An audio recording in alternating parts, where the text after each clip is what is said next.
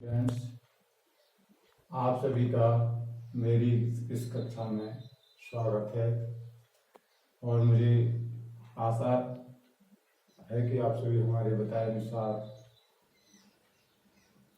सामाजिक विषय का अध्ययन कर रहे होंगे।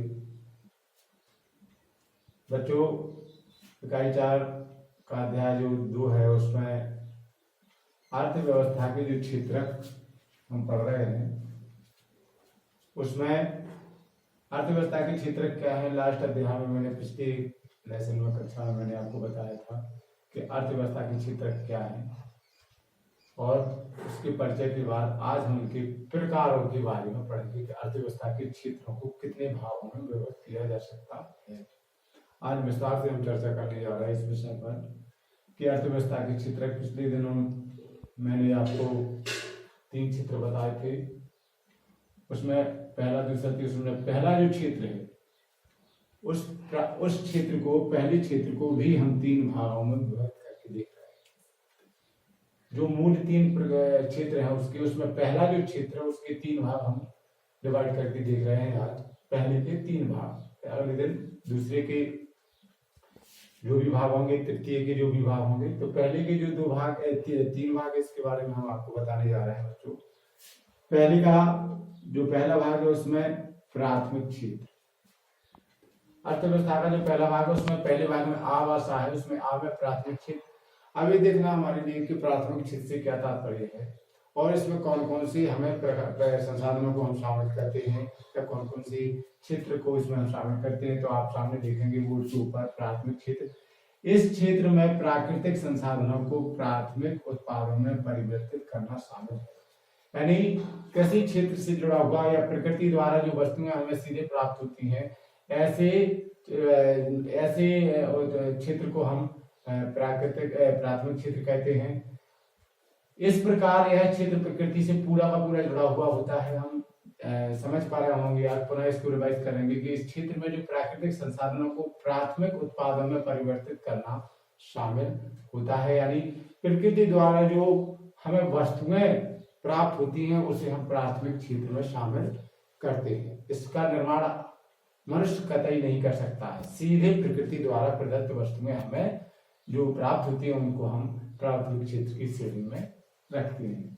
जैसे उदाहरणार्थ लाइक कृषि, आप जानते हो कृषि उत्पाद जो भी होते हैं, वन प्राकृतिक होते हैं, कृषि प्राकृतिक होती है, खनिज जो जमीन में खनिज पदार्थ होते हैं, खनिज तत्व होते हैं, खनिज मछली पकड़ना, खनन यानी उत्खनन करना खनिज का, व खनिज तेल इत्यादि जो भी होते हैं, जिस सभी के सभी हमें सीधे प्रकृति से प्राप्त होते हैं और इनको हम जो अर्थव्यवस्था के क्षेत्र है उसमें प्राथमिक क्षेत्र में इसको हम शामिल करते हैं। आप शॉर्ट में कह सकते हो कि प्रकृति द्वारा जो हमें वस्तुएं प्राप्त होती हैं उन सभी को हम प्राथमिक क्षेत्र की श्रेणी में रखते हैं। दूसरा द्वितीय क्षेत्र जो आता है, द्वितीय क्षेत्र के लिए जो प्राथमिक क्षेत्र से हमारे लिए वस्तुएं प्राप्त होती है, पदार्थ प्राप्त होते हैं प्राथमिक क्षेत्र से, उसको हम अपने लिए ईश्वर बनाते हैं। उसके लिए हम अपने लिए ईश्वर बनाते हैं और उसे हम द्वितीय क्षेत्र कहते हैं। इस क्षेत्र में प्राकृतिक उत्पाद होते हैं, यानी प्राकृतिक उत्पाद से तात्पर्य जो प्राथमिक क्षेत्र से मिला, मछली पकड़ना, कृषि, वन, खनिज वगैरह, ये प्राथमिक क्षेत्र के जो उत्पाद हैं इनको एक विशेष प्रोसेसिंग के माध्यम से, विनिर्माण के माध्यम से या निर्माण प्रणाली के माध्यम से या निर्माण करके अन्य रूपों में हम इनका रूप परिवर्तित कर लेते हैं। जो प्राथमिक क्षेत्र से हमें वस्तुएं प्राप्त होती हैं उन वस्तुओं को हम अपने लिए और उपयोगी बनाने में जो प्रोसेसिंग होती है, निर्माण प्रक्रिया होती है। उदाहरण के लिए जैसे फैक्ट्रियों में, यानी फैक्ट्रियों में जो प्राथमिक क्षेत्र से हमें वस्तुएं प्राप्त होती हैं, हम कारखानों में द्वितीय ले जाकर के अपने लिए और उपयोगी बनाते हैं। ऐसे क्षेत्र को द्वितीय क्षेत्र कहा जाता है। जैसे गन्ने से चीनी बनाना, स्वाभाविक है गन्ना यहाँ पर प्राथमिक क्षेत्र से प्रकृति द्वारा प्रदत्त चीज होती है गन्ना, और गन्ना जो है जो प्राथमिक क्षेत्र का है, और गन्ने से हम कारखाने के माध्यम से, निर्माण के माध्यम से इसको हम चीनी प्राप्त करते हैं और जो निर्माण की प्रक्रिया है कारखानों के माध्यम से, ऐसे ही जो प्राथमिक क्षेत्र से प्राप्त वस्तु होती है उन्हें द्वितीयक क्षेत्र में ले जाने के बाद हम उन्हें उपयोगी बनाते हैं। जैसे प्राथमिक क्षेत्र से प्राप्त वस्तु का कारखाने में निर्माण करके, जैसे चीनी, गन्ने से चीनी बनाना, ये द्वितीय क्षेत्र में आता है। चीनी द्वितीय क्षेत्र का है, जबकि गन्ना प्राथमिक क्षेत्र का। गन्ना मूल रूप में मिला, चीनी मूल रूप में नहीं मिली, चीनी को हमने बनाया कारखानों में निर्माण के माध्यम से। तो स्टूडेंट्स, ये दो बातें आपने देखी, प्राथमिक क्षेत्र में जो प्रकृति द्वारा हमें वस्तुएं प्राप्त होती हैं और द्वितीय क्षेत्र में जो प्राथमिक क्षेत्र से हमें वस्तुएं प्राप्त होती हैं उन्हें द्वितीय क्षेत्र में हम अपने लिए ले जाकर के और यूजफुल बनाते हैं, यानी कारखानों में अपने आप हिसाब से उनको हम अपने लिए यूजफुल बनाते हैं। जैसे कारखाने में ले जाकर के गन्ने से हम चीनी बनाएंगे, तो चीनी जो है ये द्वितीय क्षेत्र का विषय होगा। तो बच्चों, स्टूडेंट्स, हमने दो विषय देखे, प्राथमिक क्षेत्र, द्वितीय क्षेत्र।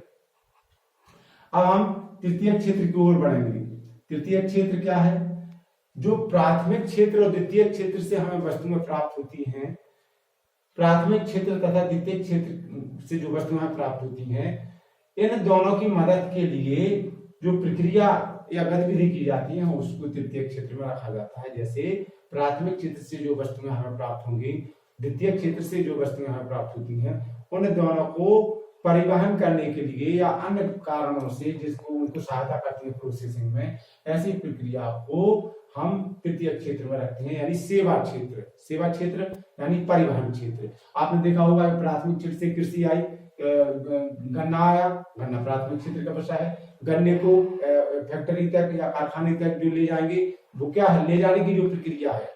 जब द्वितीय क्षेत्र के लिए प्राथमिक क्षेत्र से जो वस्तुएं हमें प्राप्त होती हैं, हम उसको द्वितीय क्षेत्र में जब ले जाते हैं, तो जो बीच में जो प्रोसेसिंग होती है ले जाने की, परिवहन की प्रोसेसिंग, इसे हम तृतीय क्षेत्र की श्रेणी में रखेंगे। और उत्पादन के बाद ऐसा भी हो सकता है कि वापस हम उपभोक्ता तक वस्तुएं ले जाएं, तो उपभोक्ता तक वस्तुएं या मार्केट तक जो वस्तुएं जाएंगी, ऐसी व्यवस्था को भी तृतीय क्षेत्र में रखते हैं। यानी प्रथम, प्राथमिक और द्वितीय क्षेत्र की सहायता के लिए जो प्रक्रिया की जाती है उसे हम तृतीय क्षेत्र में रखते हैं। उदाहरण के लिए परिवहन, संचार, बैंकिंग व्यवस्था आदि, ये सभी तृतीय श्रेणी में, तृतीय क्षेत्र में रखते हैं बच्चों। और जैसे डॉक्टर्स की सेवाएं वगैरह, आपके वकील के जो तमाम सेवा क्षेत्र होते हैं, इनको भी हम तृतीय क्षेत्र में रखते हैं। यानी तृतीय क्षेत्र में सेवा व्यवसाय को शामिल किया जाता है, जैसे परिवहन, संचार, बैंकिंग व्यवस्था इत्यादि।